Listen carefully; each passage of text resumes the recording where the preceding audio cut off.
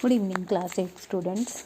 बच्चों, आज हम उड़ान कार्य पुस्तिका में अपना 8th क्लास का चैप्टर 16 प्रकाश रिवाइज करेंगे। आपका एग्ज़ाम भी है, सेट का एग्ज़ाम है, उसमें भी आपको हेल्प हो जाएगी। तो सबसे पहले देखिए क्या है। पहली एक्टिविटी हमारी, रात के समय मानव अपना होमवर्क कर रहा था। अचानक बिजली चली गई, कमरे में अंधेरा हो गया। अब उसे कुछ नहीं दिखाई दे रहा था। तब उसकी माँ कमरे में मोमबत्ती जलाई। तब उसे कमरे में रखी वस्तुएं दोबारा दिखाई देने लगी। ऐसा प्राय आपने भी अनुभव किया होगा। तो क्या आप बता सकते हैं कि निम्न वस्तुओं में से किसमें अपना प्रकाश है और किसमें नहीं? तो बच्चों, कुछ वस्तुएं ऐसी होती हैं जिनका स्वयं का प्रकाश होता है, जिन्हें हम क्या बोलते हैं? दीप्त वस्तुएं।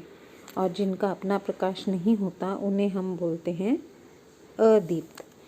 तो यही बताना है हमने कि कौन सी वस्तु दीप्त है और कौन सी अदीप्त है। ये लेसन्स आप यूँ क्या समझ सकते हैं कि कंटिन्यूएशन में ही चलते हैं बच्चों, और आगे भी चलेंगे। 6th 7th में आप पढ़ चुके हैं दीप्त अदीप्त वस्तुओं के बारे में। तो सबसे पहले है ट्यूबलाइट। तो ट्यूबलाइट किस में आएगी? इस कॉलम में। ट्यूबलाइट का अपना प्रकाश होता है। पुस्तक का अपना प्रकाश नहीं होता, तो पुस्तक किस में आएगी? अदीप्त में। इलेक्ट्रिक बल्ब खुद का प्रकाश होता है। गेंद का प्रकाश नहीं होता, सूर्य का प्रकाश होता है। चंद्रमा जो है सूर्य का प्रकाश परावर्तित करता है, उसका स्वयं का प्रकाश नहीं होता। अगला है मेज का भी प्रकाश नहीं होता, और मोमबत्ती में प्रकाश होता है। अगली कार्यपत्रक की तरफ चलते हैं।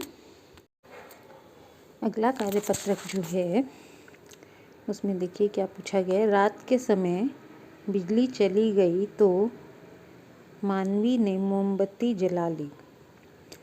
उसने मोमबत्ती की लौ को तथा उसके द्वारा प्रकाश को ध्यान से देखा। उसने लौ के सामने एक किताब रख दी और देखना चाहा कि प्रकाश मुड़ता है या नहीं। आप भी यह क्रियाकलाप करें और अपना उत्तर लिखें। तो प्रकाश जो है बच्चों, किसी भी वस्तु से टकराने के बाद मुड़ता है, तभी हम वस्तुओं को देख पाते हैं। तो यहाँ पर आप लिख सकते हैं, और इसी परिघटना को हम परावर्तन कहते हैं। तो प्रकाश जो है किसी वस्तु से टकराएगा, फिर मुड़कर हमारी आँखों तक पुनः पहुँचता है। आप ये क्रियाकलाप करके भी देख सकते हैं। अगला कार्यपत्रक है बच्चों आपका। उसमें देखिए आपसे क्या पूछा गया है। पता लगाएं कि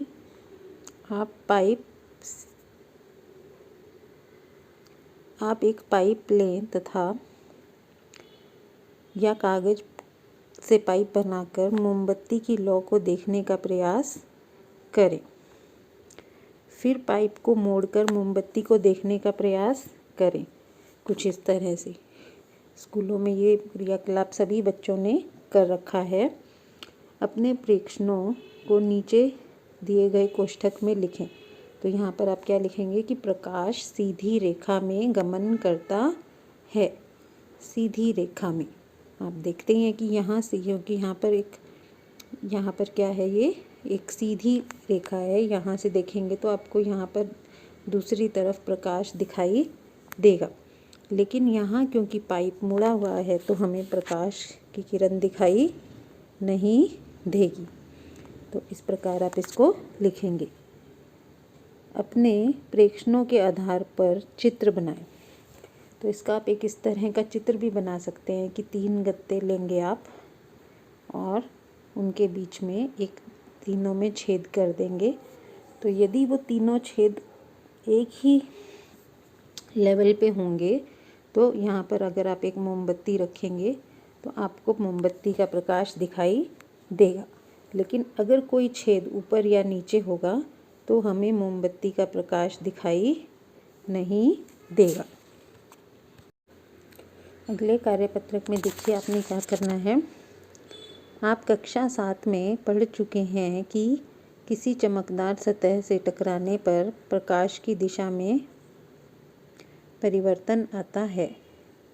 आइए एक क्रियाकलाप के द्वारा यह जांचने का प्रयास करें कि किस प्रकार की सतह से टकराकर प्रकाश की दिशा में परिवर्तन आता है। इसके लिए आप एक स्टील की प्लेट, चम्मच, प्लास्टिक के चम्मच, गत्ते का टुकड़ा, कांच का टुकड़ा, कांच शीशा लीजिए। कमरे में अंधेरा करके एक एक करके इन वस्तुओं पर छोटी टॉर्च से प्रकाश डालिए। अपने प्रेक्षणों को सारणी में नोट कीजिए। तो सबसे पहली वस्तु क्या है? स्टील की प्लेट। तो यहाँ पर प्रकाश परावर्तित होगा। स्टील की प्लेट, यहाँ पर लिखें आप स्टील की प्लेट, और यहाँ पर आ जाएगा आपका हाँ, स्टील की प्लेट में प्रकाश परावर्तित होगा। चम्मच में भी होगा, स्टील की, प्लास्टिक की चम्मच में नहीं होगा, गत्ते के टुकड़े में भी नहीं होगा, कपड़े में नहीं होगा, कांच में भी नहीं होगा, शीशा होगा।